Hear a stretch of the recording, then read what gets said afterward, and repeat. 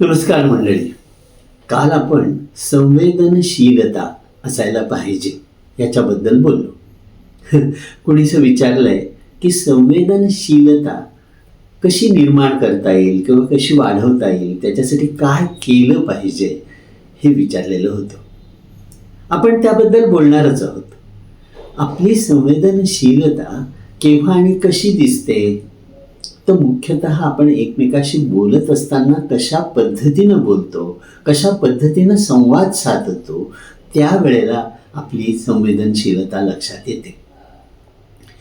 होतं कसं, आपण एकमेकांशी व्यवहारात बोलत असतो, वेगवेगळ्या ठिकाणी बोलतो. आपल्या कुटुंबात बोलतो, समाजात बोलतो, वेगवेगळ्या ठिकाणी खरेदी विक्री किंवा व्यवहार करत असताना बोलतो, आपल्या व्यवसायाच्या ठिकाणी आपल्या कर्मचाऱ्यांशी बोलतो, आपल्या ग्राहकांशी बोलतो.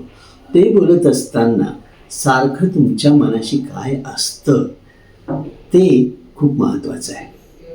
म्हणजे तुम्ही कायम मनाशी तुलना करत असतात. मी मोठा की समोरचा मोठा, आणि का? वेगवेगळे मुद्दे असतात आपल्या मनाशी.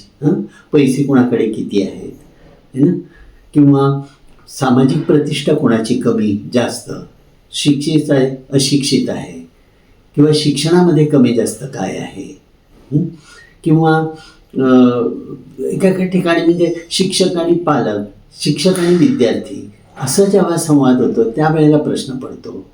किंवा शहरात राहणारा गावात राहणारा, है ना, असं वेगवेगळ्या तऱ्हेनं आपण कुणाला तरी कमी आणि कुणाला तरी जास्त असं मनाशी ठरवत असतो. आणि त्याप्रमाणे आपला संवाद समोरच्या माणसाशी घडत राहतो. हे संवाद होत असताना आपण चांगला संवाद करायचा, सुसंवाद करायचा. म्हणजे काय, तर दोघं एकाच पातळीवर आहेत असा विचार करून दोघांनी एकमेकाचं मन लावून ऐकून घ्यायचं.